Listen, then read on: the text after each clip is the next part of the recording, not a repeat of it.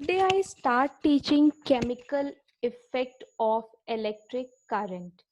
Chemical effect of electric current means कि electric current chemical effect किस तरीके से देता है वो स्टडी करेंगे इस चैप्टर में। इससे पहले हम लोगों को इलेक्ट्रिक करंट को पढ़ना होगा।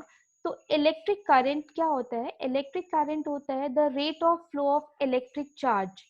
Charges means electrons and ion. क्या मतलब होता है कि flow of electric charge rate के साथ।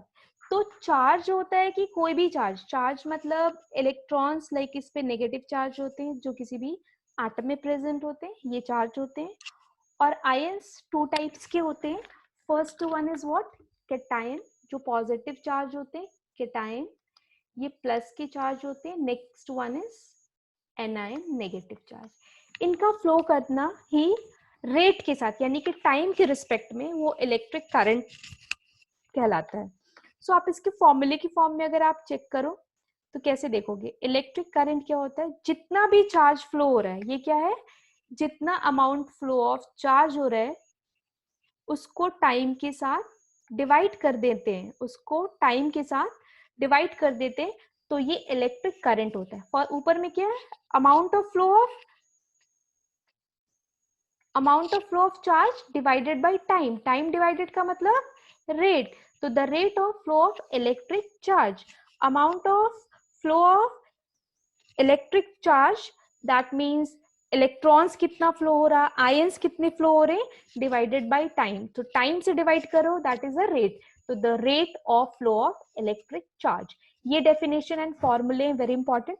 नेक्स्ट हम मूव करते हैं एसआई यूनिट की तरफ। What is the SI unit? पहले आप एसआई यूनिट समझ लेते हैं। ये इंटरनेशनल सिस्टम यूनिट होती है। इसको आप फुल फॉर्म एक्सप्लेन कर सकते हो, the international system of unit, और इन शॉर्टली सिस्टम इंटरनेशंस, ये भी आप इसको बोल सकते हो। तो SI unit of electric current की हम बात करें तो वो एम्पियर होता है और उसको ए से डिनोट करते हैं। ए दैट मीन्स कैपिटल ए, आप स्मॉल ए से नहीं कर सकते हो। इसी तरीके से आप चार्ज को कैपिटल क्यू से ही करोगे, स्मॉल क्यू से नहीं कर सकते हो। टाइम के लिए सेम स्मॉल टी से करना है, कैपिटल टी से नहीं कर सकते। करेक्ट? नेक्स्ट, अब इलेक्ट्रिसिटी फ्लो कर, इलेक्ट्रिसिटी में क्या होता है कि electric current means electric charge का फ्लो होना। तो इलेक्ट्रिक चार्ज कैसे फ्लो होता है? वो जो भी मटेरियल इलेक्ट्रिक चार्ज फ्लो करता है उसको हम कंडक्टर कहते हैं। दैट मीन्स कंडक्टर वो मटेरियल होता है जो अपने चार्ज को या अपने आयन को फ्लो करने के लिए अलाउ करता है, वो आपका कंडक्टर होता है। और इंसुलेटर वो मटेरियल होता है जो अपने चार्ज आयंस उनके पास है लेकिन वो उसको अलाउ नहीं कर रहे, मूव नहीं करने दे रहे, फ्लो नहीं करने दे रहे। तो जिसमें फ्लो नहीं होगा वो इंसुलेटर होगा और वो इलेक्ट्रिसिटी कंडक्ट नहीं करेगा। दैट मीन्स जितने भी कंडक्टर होते हैं उनके पास दो चीजें जरूरी होती है, या तो उनके पास इलेक्ट्रॉन्स होंगे या उनके पास आयंस होंगे, और वो उनको फ्लो करने के लिए अलाउ करेंगे। अगर वो अलाउ नहीं करते तो वो इंसुलेटर हो जाते हैं। तो conductor is what? Those material that allow the flow of charge or ions. Insulator is what? Those material do not allow the flow of charge or ions.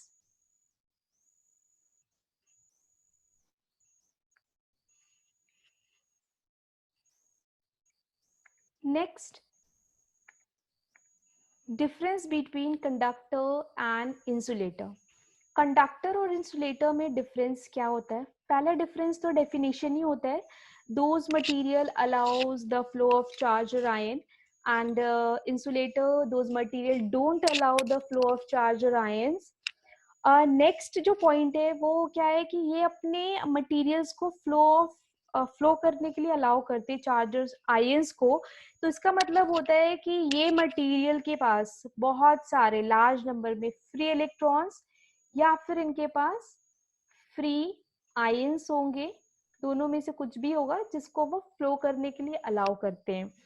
इनके पास इलेक्ट्रॉन्स तो होते हैं बट फ्री इलेक्ट्रॉन्स नहीं होते, तो ये allow नहीं करते हैं। They don't contain free electrons. Insulator के पास इलेक्ट्रॉन्स या आयंस होंगे बट ये अलाउ नहीं करेंगे कि वो फ्लो करें। और ये सिर्फ कंडक्टर के पास ये प्रॉपर्टी होती है क्योंकि उनके पास फ्री इलेक्ट्रॉन्स, फ्री आयंस होते हैं। इनके कुछ एग्जाम्पल हैं। पहले कंडक्टर की एग्जाम्पल देखते हैं कि मोस्ट ऑफ द मेटल जो होता है वो इलेक्ट्रिसिटी को कंडक्ट करता है। दैट मीन्स उनके पास फ्री इलेक्ट्रॉन्स या फ्री आयंस होते हैं इलेक्ट्रिसिटी को कंडक्ट करने के लिए, यानी कि अपने आयंस को या अपने इलेक्ट्रॉन्स को फ्लो करने के लिए वो अलाउ कर सकते हैं। कुछ मेटल के एग्जाम्पल देखते हैं जैसे aluminium, magnesium, sodium, copper, lithium etcetera. इनमें सारे ही मेटल नहीं करते, कुछ मेटल के पास इलेक्ट्रॉन होते हैं बट वो फ्री इलेक्ट्रॉन्स नहीं होते, तो वो उनको फ्लो करने के लिए अलाउ नहीं करते। उसका एक एग्जाम्पल बिस्मथ है।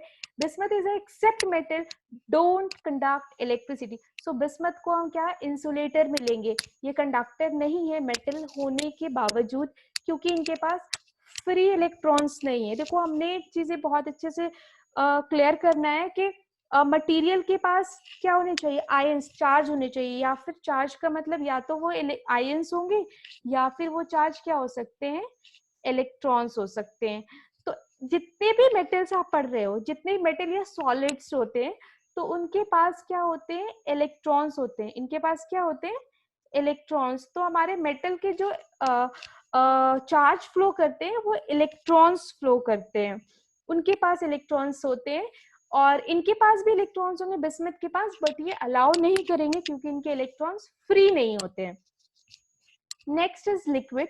तो अभी जैसे आपने लिक्विड अगर इलेक्ट्रिसिटी कंडक्ट कर रहा है तो ये अपने, इनके पास इलेक्ट्रॉन्स नहीं होते। इलेक्ट्रॉन्स सिर्फ सॉलिड्स के पास होते हैं, मेटल्स के पास होते हैं।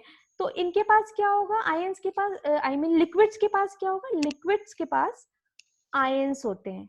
लिक्विड के पास क्या होते हैं, आयंस। और मेटल के पास क्या होता है, इलेक्ट्रॉन्स। तो मेटल अपना इलेक्ट्रॉन्स को फ्लो करने के लिए परमिशन देता है, और लिक्विड जो है अपने आयंस को, अगर उनके पास फ्री आयंस है तो अपने आयंस को अलाउ करते हैं फ्लो करने के लिए।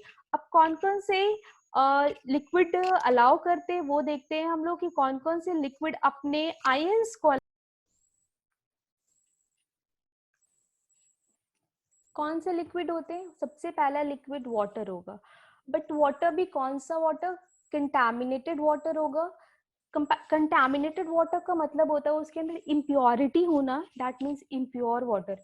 इम्प्योरिटी कैसी होती है, कोई भी सॉल्ट प्रेजेंट होना, वाटर के अंदर सॉल्ट प्रेजेंट होना, उस वाटर के हम कंटामिनेटेड वाटर, इम्प्योर वाटर और सॉल्टी वाटर भी कह सकते हैं। ये water mainly tap water, reverse के, ओशियन के होते हैं। अभी मैंने बोला है कि लिक्विड्स क्या देते हैं, अपने आयंस को फ्लो करने को अलाउ देते हैं। तो ये जो इनके आयंस होते हैं ये H प्लस और OH माइनस, इसको हम लोग ऊपर में लिखते हैं OH माइनस और H प्लस। ये आयंस को अलाउ करते हैं, ये दो आयंस होते हैं वाटर के पास जिसको वो अलाउ करते हैं फ्लो करने के लिए। उसके बाद एसिड्स होते हैं जो कि इलेक्ट्रिसिटी को कंडक्ट करते हैं। तो एसिड के पास भी आयंस होते हैं, कौन से आयंस को ये करते हैं, H प्लस आयंस को। उसके बाद बेस होते हैं, तो बेस में कौन से आयन होते हैं, OH माइनस। ये मैं दोबारा इसलिए लिख रही हूँ कि इसका माइनस नीचे है, मेनली ऊपर होता है चार्जेस, ये सारे चार्ज टॉप पर होते हैं। तो जो भी बेस OH माइनस आयंस देते हैं और इलेक्ट्रिसिटी कंडक्ट करते हैं वो हमारे एल्किली होते हैं, उनको हम एल्किली कहते हैं क्योंकि वो वाटर में डिसॉल्व होते हैं। तो which base dissolve in the water is known as alkali. तो एल्किली कौन से बेस होते हैं, which bases dissolve in water. Water में जो डिसॉल्व होंगे वही इलेक्ट्रिसिटी कंडक्ट करते हैं, जो बेस वाटर में डिसॉल्व नहीं होते वो इलेक्ट्रिसिटी कंडक्ट नहीं करते। सेम एसिड के साथ भी होता है कि एसिड में भी वाटर प्रेजेंट होता है, अगर वाटर प्रेजेंट नहीं होगा तो वो इलेक्ट्रिसिटी कंडक्ट नहीं करते। लास्ट एग्जाम्पल हमारा सॉल्ट होता है। तो सॉल्ट क्या होता है, ये मॉइस्ट सॉल्ट होने चाहिए। मॉइस्ट सॉल्ट का मतलब होता है कि सॉल्ट के अंदर वाटर प्रेजेंट हो, मतलब थोड़ा ही हो बट वाटर प्रेजेंट होना जरूरी है। अगर वाटर प्रेजेंट नहीं होगा तो वो इलेक्ट्रिसिटी को कंडक्ट नहीं करेगा। नेक्स्ट लिक्विड के केसेस में हम लोग आते हैं कि कौन से लिक्विड ऐसे हैं जो इलेक्ट्रिसिटी कंडक्ट नहीं करते हैं, यानी कि वो liquid as a insulator work करते हैं। तो सबसे पहले इसमें भी वाटर आता है, और ये कौन सा वाटर होगा, ये प्योर वाटर या फिर ये डिस्टिल्ड वाटर होंगे, क्योंकि ये आयंस में डिसोसिएट नहीं होते हैं, डोंट कंडक्ट इलेक्ट्रिसिटी। तो कौन से वाटर इलेक्ट्रिसिटी कंडक्ट करते हैं, जो कि कंटामिनेटेड वाटर होते हैं, इम्प्योर वाटर होते हैं, इनके अंदर सॉल्ट प्रेजेंट होते हैं और ये अपने आयंस को फ्री मूव कर सकते हैं, यानी कि इनके पास फ्री आयंस होते हैं, पर ये अपने आयंस को फ्री मूव नहीं करने देते हैं, इसलिए इलेक्ट्रिसिटी कंडक्ट नहीं करते हैं। नेक्स्ट आपने पढ़ा है कि एसिड्स जो होते हैं वो इलेक्ट्रिसिटी कंडक्ट करता है। कौन से एसिड, जिनमें वाटर होते हैं। जो हमारे ग्लाशियल एसिटिक एसिड होते हैं, इनके पास फ्री आयंस नहीं होते, ये अपने आयंस को अलाउ नहीं करते फ्लो करने के लिए। तो again glacial acetic acid electricity conduct नहीं करता है, क्योंकि इनके पास वाटर नहीं होता है, because it doesn't contain water. और दूसरा ड्राई एसिड, कोई भी ड्राई एसिड होगा, अगर उस एसिड के पास ड्राई एसिड लिखा होगा तो वो इलेक्ट्रिसिटी कंडक्ट नहीं करेंगे, क्योंकि अगेन उनके पास वाटर नहीं है, इसीलिए वो ड्राई एसिड है। उसके बाद नेक्स्ट बेस है। मैंने आपको बताया कि बेस में एल्कली, कौन सा बेस, एल्कली, जो कि वाटर में डिसॉल्व हो जाता है, वाटर में डिसॉल्व होता है, वही वाले कंडक्ट कर सकते हैं। सॉलिड बेस इलेक्ट्रिसिटी कंडक्ट नहीं करेंगे। Same moist salt, moist salt, तो यहाँ पे ड्राई सॉल्ट, यानी कि जिनमें एब्सेंस होगा वाटर का, जिसमें एब्सेंट होते हैं वाटर, वो इलेक्ट्रिसिटी कंडक्ट नहीं करते। उसके बाद कुछ और लिक्विड्स है, जैसे ग्लूकोज, अल्कोहल, हनी, ऑयल, ये भी इलेक्ट्रिसिटी कंडक्ट नहीं करते, ये अपने आयन इजीली मूव नहीं कर सकते हैं। Thanks for today, next video upload soon.